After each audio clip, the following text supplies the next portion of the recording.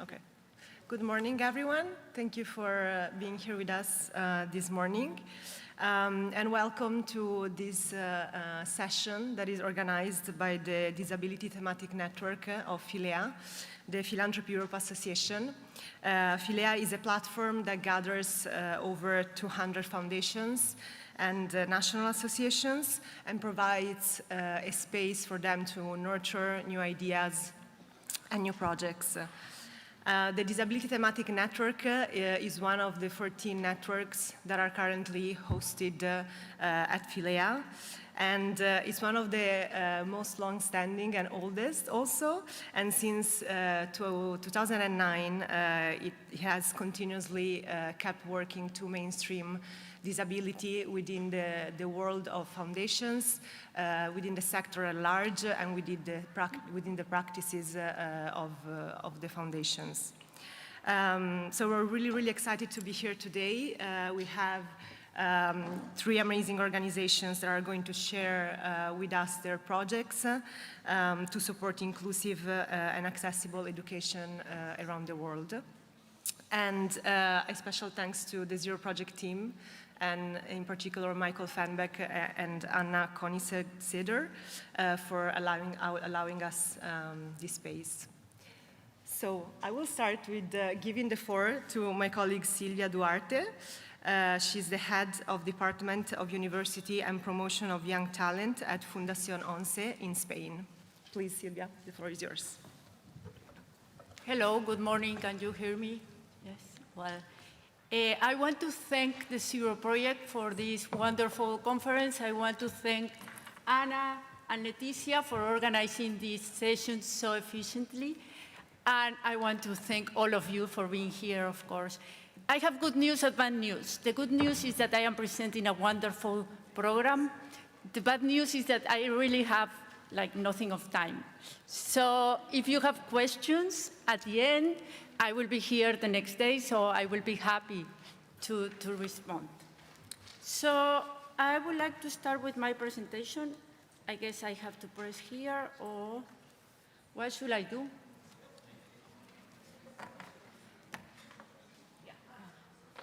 Is the next presentation. Yeah.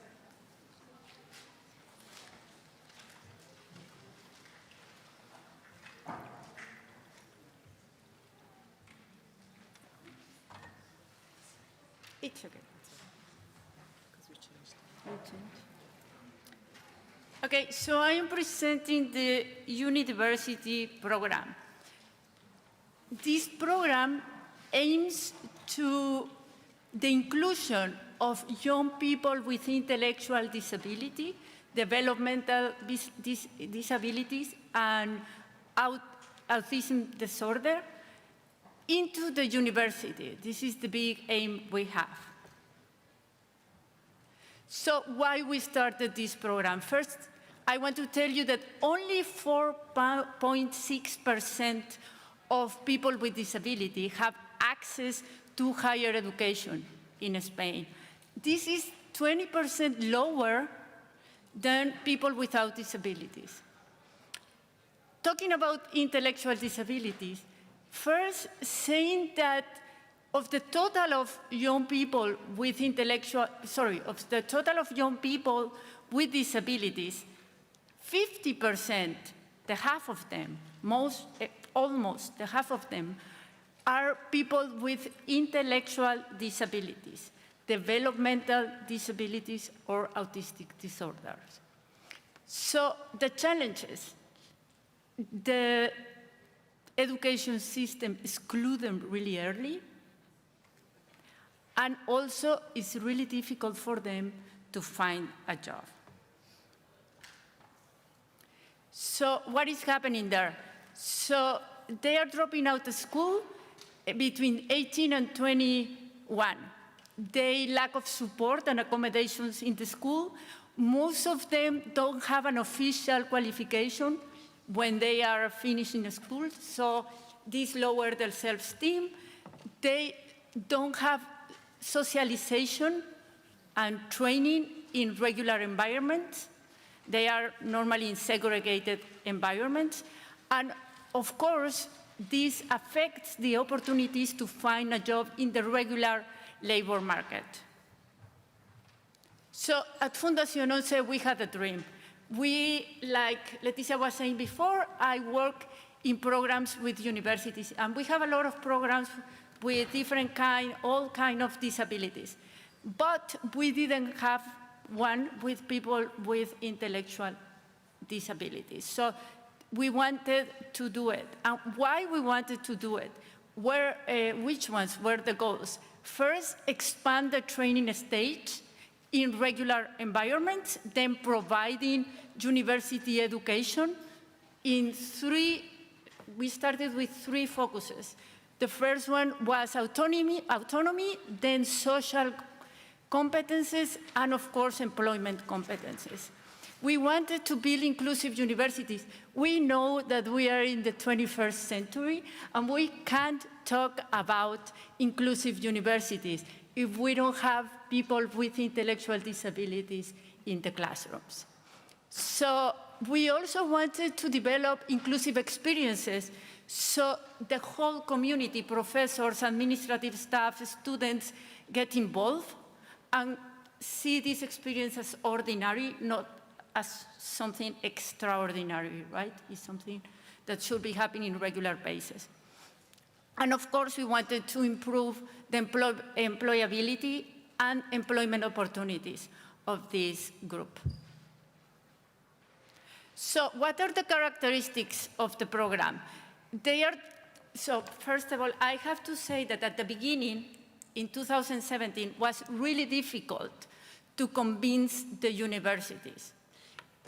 Imagine when you are saying, we want to start this program, yes, and all the bureaucratic paperwork and process that it's going to take, how the community is going to receive it, all these questions and all these fears, we had to convince them one by one. At the end, we convinced 15 universities in 2017. And how it works, we give a series of criteria, like different things that they need to have. They present us a project, we evaluate the projects, and we choose the universities. Of course, the first year, the 15 universities made it. We were really convincing them to do it. So what are the characteristics, the criteria that we were looking for? They had to be tailored university degree. I mean, we have to do it. Then is 30 credits, 1-year program. The content, I was talking about that before. It should be accessible and inclusive teaching methodologies. The students need to be prepared to have internships with different companies, but also the universities need to contact the companies so the students can have the experience. The staff should be teachers from the universities. We were concerned that they were thinking we can bring people and the students could be isolated with people from the disability movement taking care of them, but without having the experience, the university experience. So that's why we ask teachers from different faculties. Teachers from the university are giving these classes. We collaborate with the disability movement, of course, and they help us they help the universities to provide all the support system in classes and in internships. And of course, like I was saying before, the universities, they need to find a place where the students can do the internships. And I think we are getting there. Can I present a video? Maybe we can take it at the end towards the question. Yeah? Good. Thank you so much, Silvia. Thank you.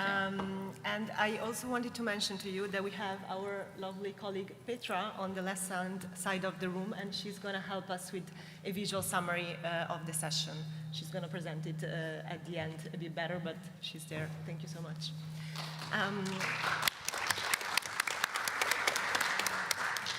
And I will give the floor to Nevgül now. Nevgül is a SAFKAN. She's general manager at Sabancı Foundation in Turkey.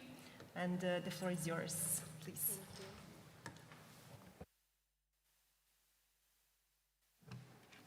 Hello, everyone. Good morning. Thank you, Letizia, for being together. My name is Nevgül. I'm the General Manager of Sabancı Foundation from Turkey. For those who cannot see me, I'm a white woman with brown hair, green eyes. I'm wearing a black jacket with a white t-shirt in it. As Sabancı Foundation, we've been attending Zero Project since last 11 years. We are so happy meeting you and being together with so many valuable speakers from all around the world. In the Sabancı Foundation, our vision is working for a society in which all individuals enjoy their rights equally. Our target groups at the foundations include women, youth, and people with disabilities. And this year is our 5th anniversary, so I'm very happy to share it with you. It means over the years we have accumulated lots of knowledge, and being together with the international partners has always been a privilege for us. At the foundation, since the establishment, we've been working on different fields: education, culture, and art, and social change. We are a grant-making organization as well. And since 2007, we have our grant program, with which we have already supported 238 projects from all over Turkey, including 81 cities. We've been able to reach millions of people. Of course, our grant program included projects in the field of people with disabilities. Today, I would like to share one of our projects which we have supported last year about inclusive education. Our grantee, so-called Parıltı Association, was established in 2003 by the families of blind children. Their objective was to prepare their children for independent living and to enhance the quality of inclusive education. The association conducts many training activities and also operates a special education center. The project is about young blind students who are entering the higher education entrance exams in Turkey. Every year, approximately 3.5 million students are participating to the exam. For blind students, unfortunately, there is no program via computer. That's why they have to be appointed by 2 teachers by the exam committee, a reader and a coder. As you can imagine, during the exam, dependence on another person can create stressful situations for them. In some cases, the performance of readers also may not be sufficient as well. The program was in place to prepare blind students about the exam, how they can prepare psychologically and in simulations. Blind students were also not aware of their rights. They had rights to change the reader, for example, or to ask for additional time. To address all these knowledgeable gaps, the association has prepared a program consisting of online meetings to guide the blind students through these challenges. They have been assisted with a reader and coder in advance.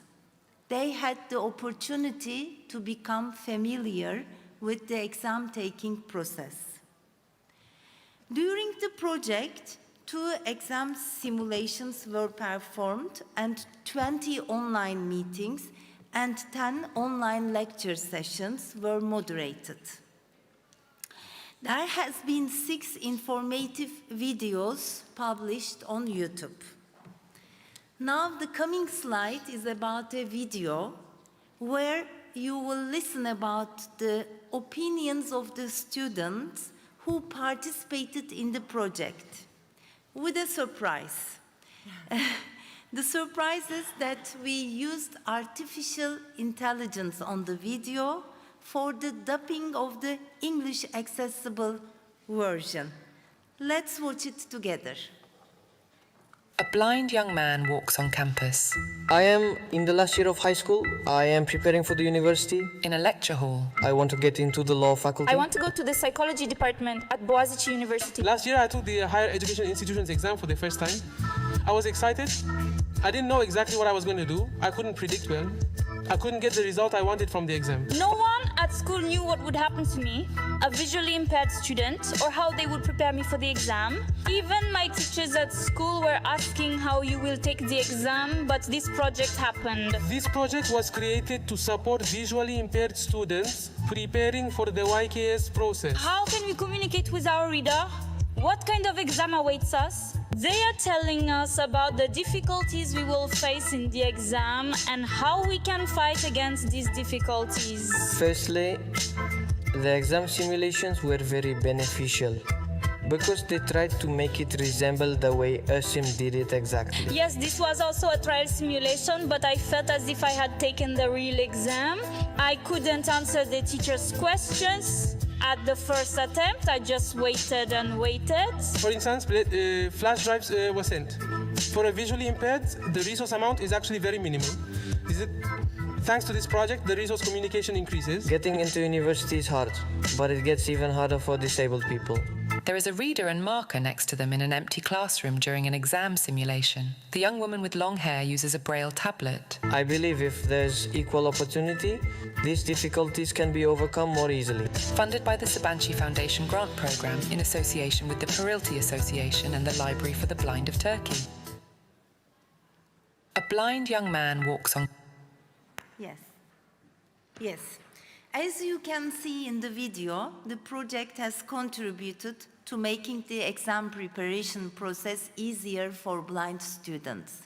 And as a result, 58% of blind students involved in this project were placed in universities.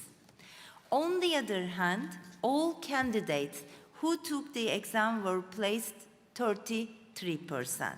So the success rate was much higher. Yes. I think, unfortunately, your time is up. So sorry. Time flies. And maybe, like with questions later, Yeah, perhaps of you'll course. be able At to. least we have been able to see the video and the success rates. Thank you so much. Thank you, Nevgül. Thank you so much. And I would like to give the floor now to Jess BLIJKERS. Okay, you good enough? Good enough. Okay. Who's the International Director for Programs and Advocacy at Light for the World. Thank you, Jess. Thank you, Letizia. Hello, everyone. My name is Jess from Light for the World. I'm talking to you today about a project called Rebooting Literacy. Thank you to Philea and Zero Project for the invitation. I was going to say go to the next slide, but that's my job. So the project that I'm going to talk to you about is one that took place in Burkina Faso. You can see on the picture in the middle, if you can see, there are 3 people on the picture.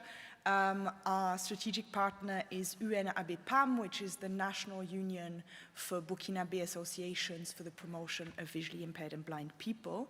And their president, Christophe Oulé, is there in the middle.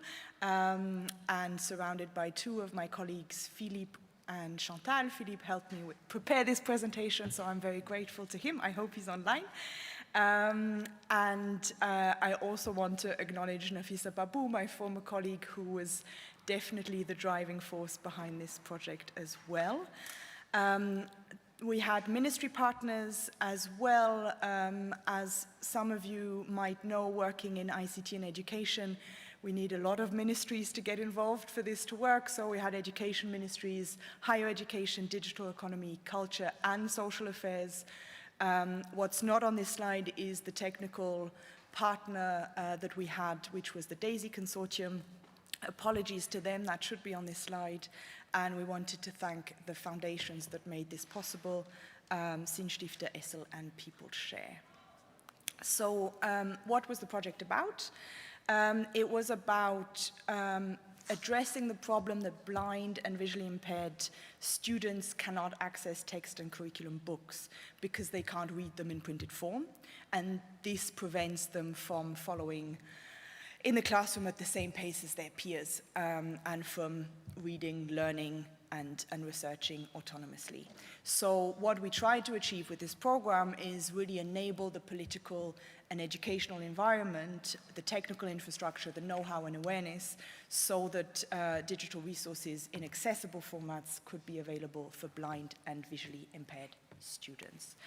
I'm going to go through these achievements very quickly and focus on the learning. So just to give you a bit of an idea, nearly 550 students were reached by this project, with a little bit less than half of them receiving the devices, others having access to the devices through an online, through an internet access center of our partner UNABPAM.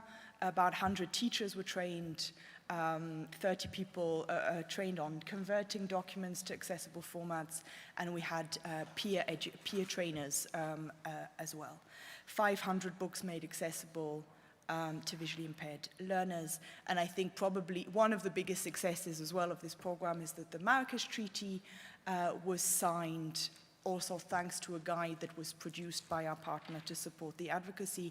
The Marrakesh Treaty, for those of you who might not know, is the treaty that governs the production and publication of materials for visually impaired people and blind people, and how that interlinks with intellectual property rights.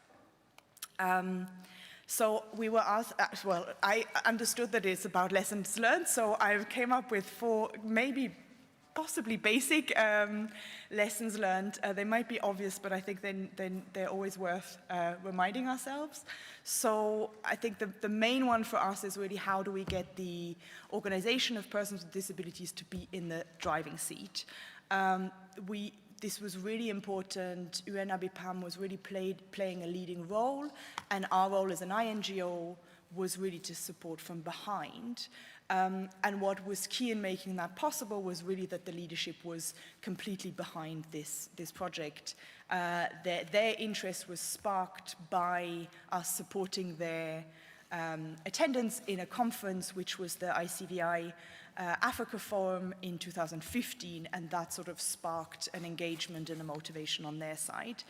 And I think just recognizing how this project had an organizational strengthening outcome for the OPD as well. So as a result of this program, UNABPAM is recognized as the first authorized entity in Burkina Faso with the right to produce, share, and import and export copies in accessible format. So this has really raised their profile as well.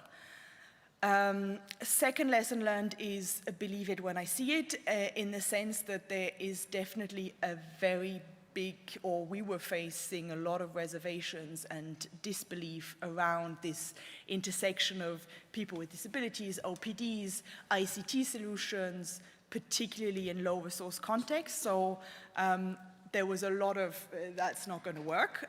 So it was really about moving slow and showing what was possible step by step. I think somebody else, one of my previous colleagues here mentioned self-esteem. That was a huge part of this program as well, showing what is possible to the blind and visually impaired students themselves, their families, their teachers, their peers, their friends, etc. So really step by step, and I think the great thing is a documentary is coming in order to also use this experience to raise awareness with the general public. The third lessons learned was really around having policy change as part of the design. I mentioned the Marrakesh Treaty and really how that was contextualized with national laws being amended after ratification, the Ministry of Education making digital teaching resources accessible, and something I was very excited about around a decree in May last year authorizing the use of specific assistive devices in school examinations. And as I said, coordination of a number of ministries, which makes our work exciting. The fourth lesson learned, again, quite an obvious one, but worth reminding ourselves of it all the time, is that real change takes time and is not linear. So it's a long exercise that can't be easily put in a log frame, I would say, and progress really kind of takes step forwards and steps back. So I think particularly knowing the context in Burkina Faso, the political changes meant a lot of restarting and re-engaging. But also, interestingly, COVID-19 giving a boost to the project because suddenly the interest in digital resources was suddenly much higher. And then adapting to what we were maybe not prepared for. Interesting that teachers were concerned that the devices would record their teaching and that they might get into trouble because of other people hearing what they might say in the classroom, maintenance workers not knowing how to react to these new devices that they don't know. My time is up. We're continuing the project in an exciting way. I did put a cheeky sentence in there for people who want to partner with us. Always open, and definitely looking for financial support on that project as well. I'm being cheeky. Yeah, so there is a video coming. That one in there is French subtitles, English subtitles coming soon. And yeah, be in touch if you would like to partner with us. Thank you. Thank you so much, Jess.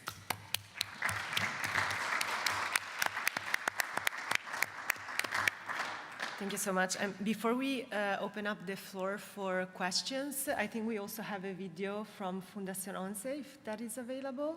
And the video is, just as a reminder, from the Unidiversity project led by Fundación 11 to empower young individuals with intellectual disabilities and autism spectrum disorders for access to tailored university programs.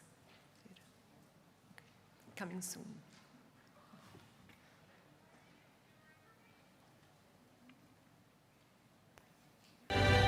Si algo ha caracterizado a la Fundación 11 en sus 35 años de vida, ha sido pensar a lo grande, idear y proponer acciones y programas que consigan la plena inclusión social de las personas con discapacidad. Hace 7 años tuvimos un sueño: conseguir que los jóvenes con discapacidad intelectual tuvieran la oportunidad de acceder a la universidad y seguir formándose en entornos inclusivos.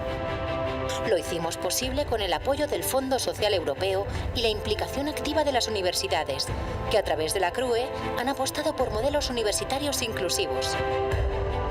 Tan solo el 4,6% de los jóvenes con discapacidad cuentan con estudios superiores, 20 puntos por debajo de los jóvenes sin discapacidad. En el caso de los jóvenes con discapacidad intelectual, del desarrollo o del espectro autista, los déficits son aún más significativos, puesto que la mayoría no titulan en la educación secundaria y representan un grupo con especiales dificultades de inserción laboral. A través del programa Unidiversidad, los jóvenes ya tienen la oportunidad de cursar un título propio. La implicación de toda la comunidad universitaria en el programa ha sido total y ha reforzado la responsabilidad social de las universidades, contribuyendo a los nuevos desafíos de la Agenda 2030. La formación reglada para las personas con discapacidad intelectual termina a los 21 años. Es a esa edad cuando empiezan su proceso de madurez, su proceso de autonomía, y zasca, se rompe la formación. Realmente no se les había dado nunca la oportunidad de continuar esa formación en algo que realmente a ellos les sea funcional. Era una secuencia lógica de su vida. Ellos decían que sus hermanos habían ido al colegio, habían estado en el instituto, después venía a la universidad y después el trabajo, y que por qué ellos no. El programa comenzó en 2017. 6 cursos académicos dan cuenta ya del gran impacto social y de transferencia del conocimiento que ha supuesto esta iniciativa. Hasta la fecha, más de 2.000 alumnos y alumnas de toda España han conseguido graduarse en este programa y más de 400 ya han encontrado un empleo. A mí lo que más me gusta de la universidad es que hay mucha gente joven de mi edad, porque te integras con otras personas y además haces amigos y conoces a más gente. Saber cómo es una universidad, los estudios, conocimientos, todo lo que imparte, para mí es como grandeza de ser muy inteligente. Yo estoy bien, me siento más segura de mí misma. Era mi sueño estudiar algo. Me gustaría estudiar algo, ¿sabes? Todavía. Por ejemplo, periodismo. A mí me está preparando para crecer como persona, madurar y que me quiera a mí mismo yo y que esté aceptada la sociedad como todos los demás, como uno más. 15 universidades fueron las pioneras en el programa y han seguido después muchas más. Todas han contado con el apoyo de más de 100 entidades que forman parte de Plena Inclusión España, Down España y Autismo España. Unidiversidad, el programa de las universidades inclusivas.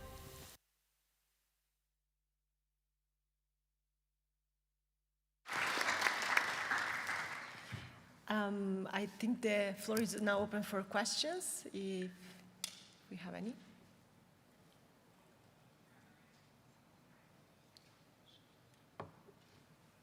Not yet, maybe.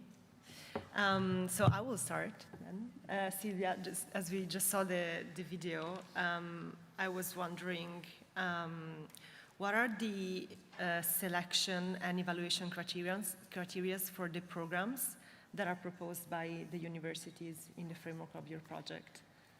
Well, so like I was saying, like I was saying before, we get projects from the universities. At the beginning, we had 15 universities, and like I say, all of them were accepted.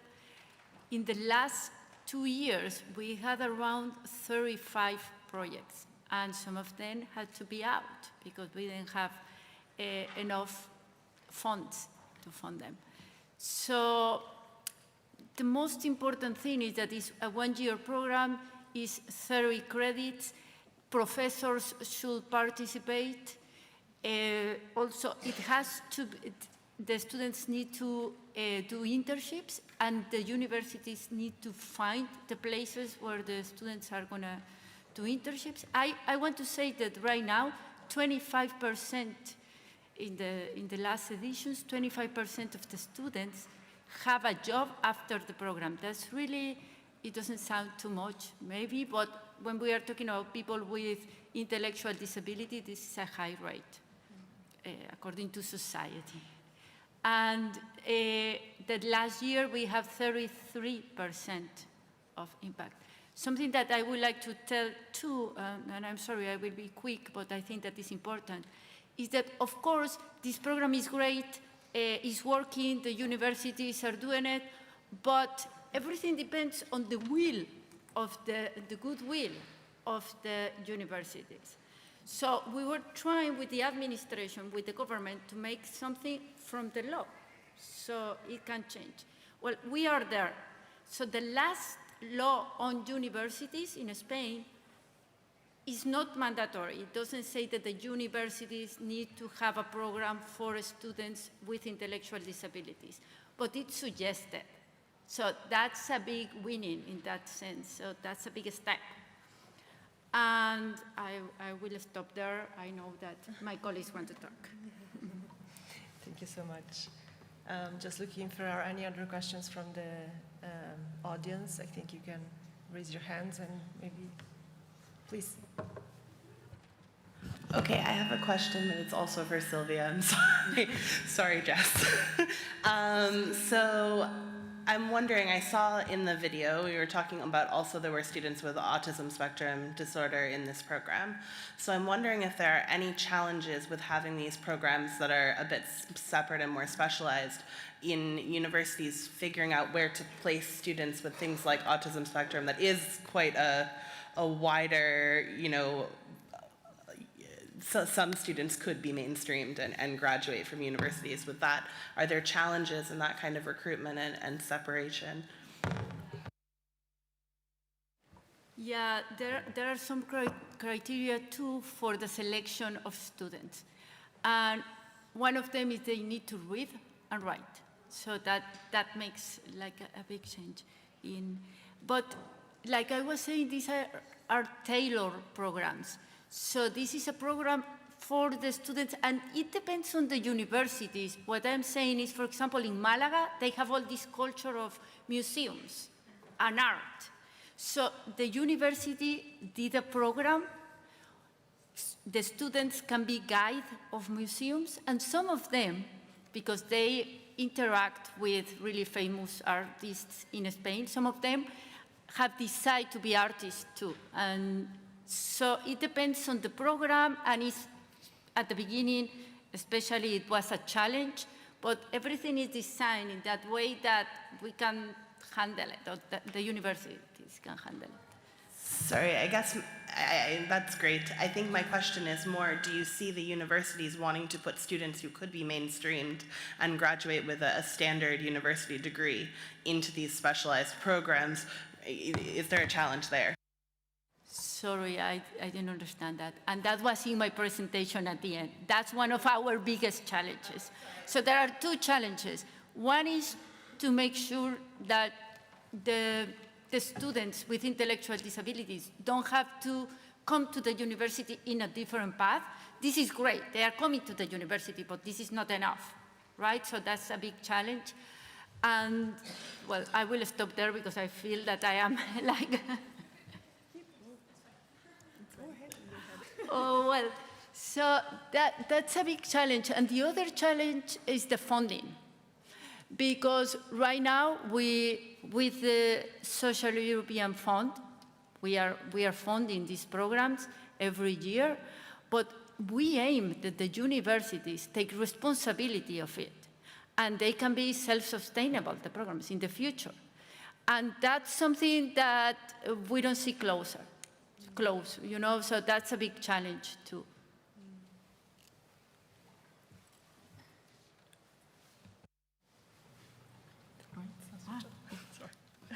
Thank you so much.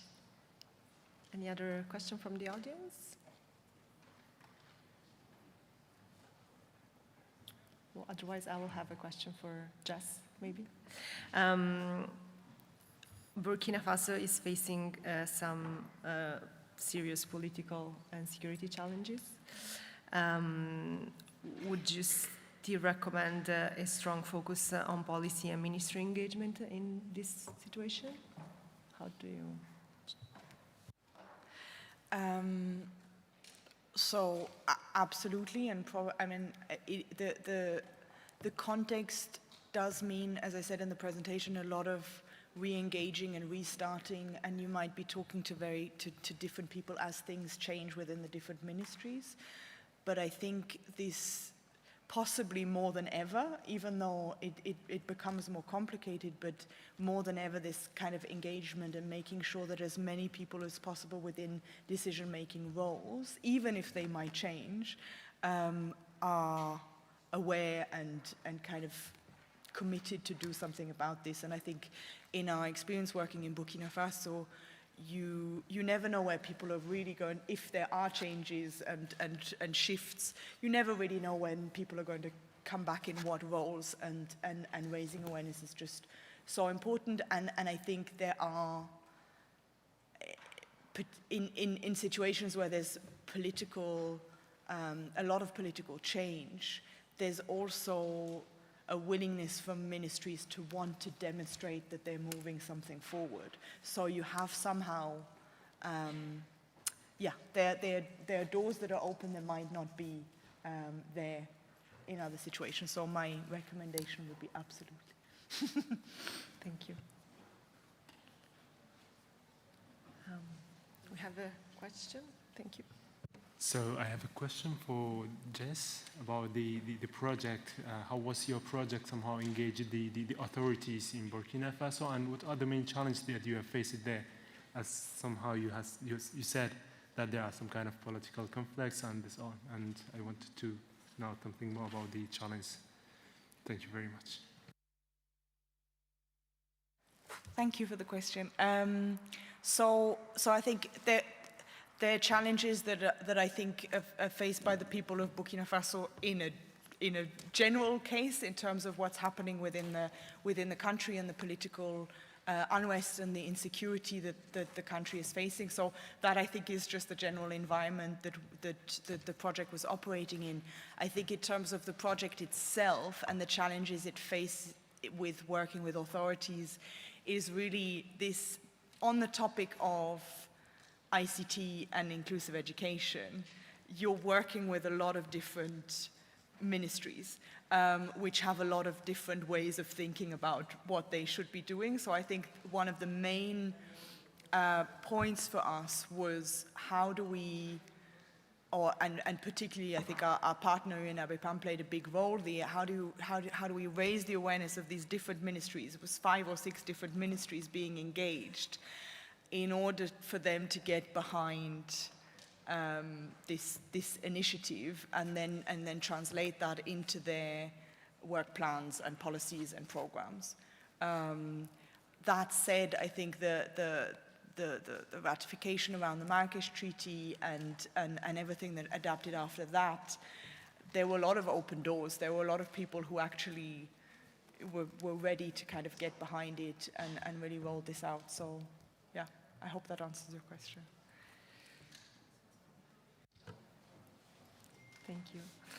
I have a question for Nevgül, actually. Just if you could sort of highlight the challenges linked to the project you were presented. I know we were not able to actually go through the whole presentation, so I just wanted to give that opportunity. Thank you. The challenge about the project is like this. The project was one of the projects supported with the grant program. Actually, the association was quite sure that the result's going to be successful because it was so obvious that you need assistance, simulations before you enter the exam, be ready about right. The project period was 1 year and was very successfully finished.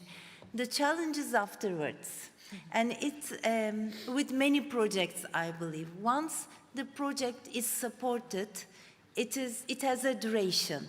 And if it's a successful project, it would like to continue.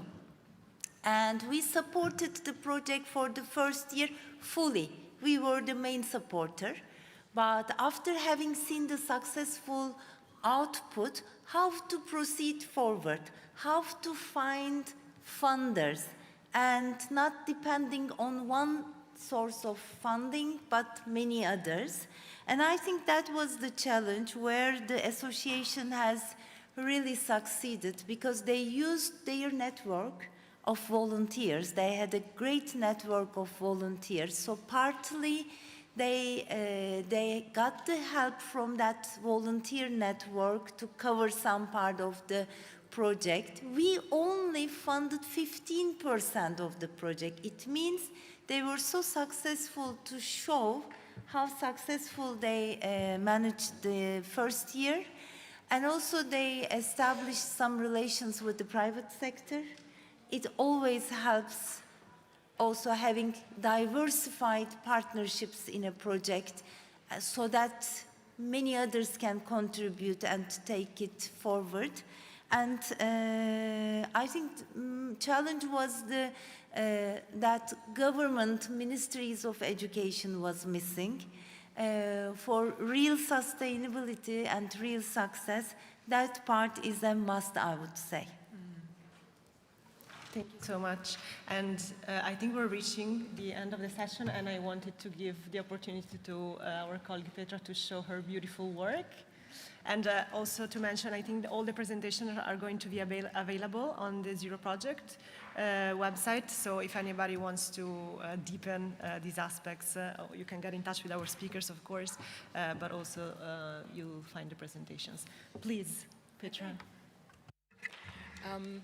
We have to improvise a little bit with showing you that on the screen, so give me a second.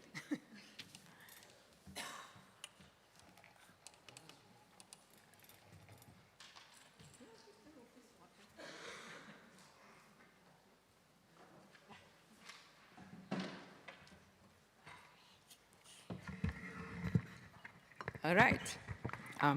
Improvising on the mic. We heard very exciting projects, and this whole session, just to remind us all, is about foundations that fund different kind of programs to make education accessible to young people with several kinds of disabilities. In our case, here we heard a lot about supporting blind and visually impaired people. So, let me show you. Can I move that in front of you? Yes, sure. Okay. Thank you for the support on the technical part. So with the schools, okay, we try it like this.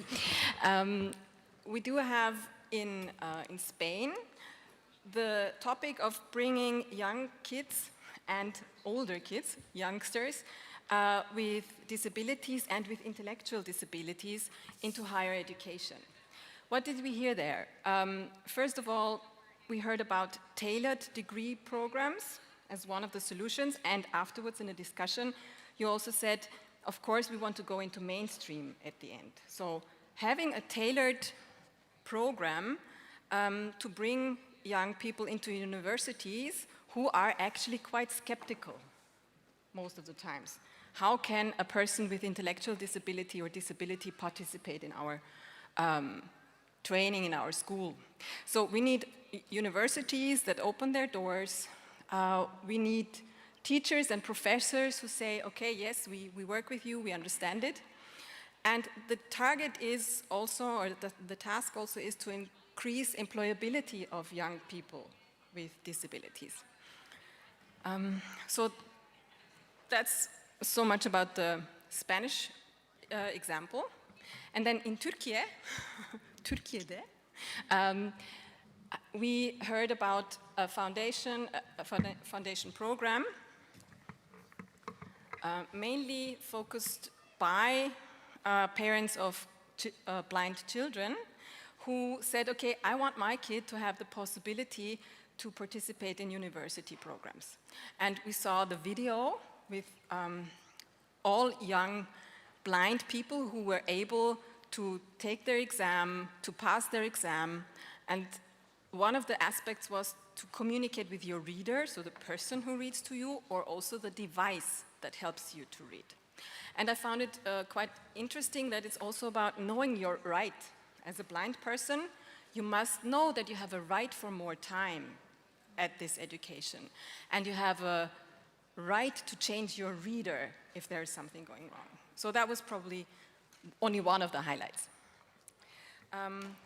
Switching to Light from the World, again, of course, here at the end of the discussion, you talked about political situation.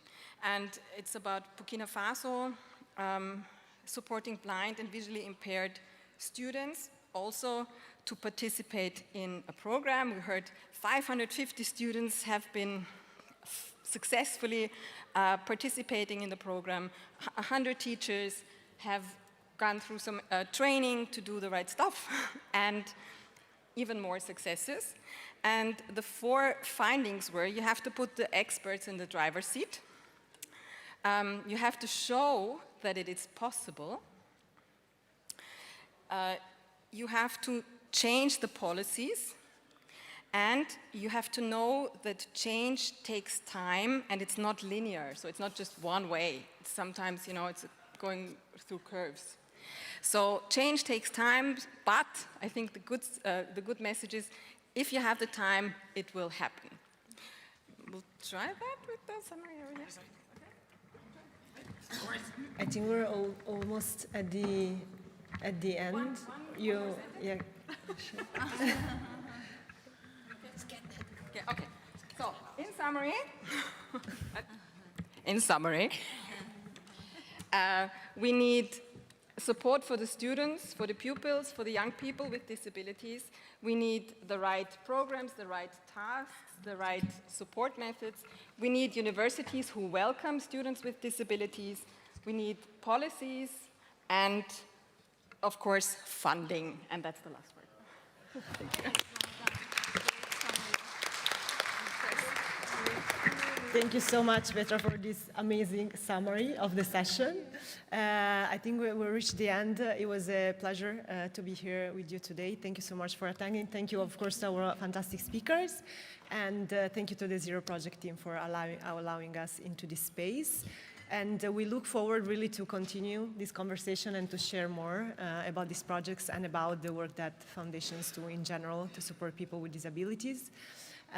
Here at the Zero Project, of course, during the fantastic sessions that we're going to listen to and participate into during these days, and also beyond in other spaces. So thank you so much, everyone.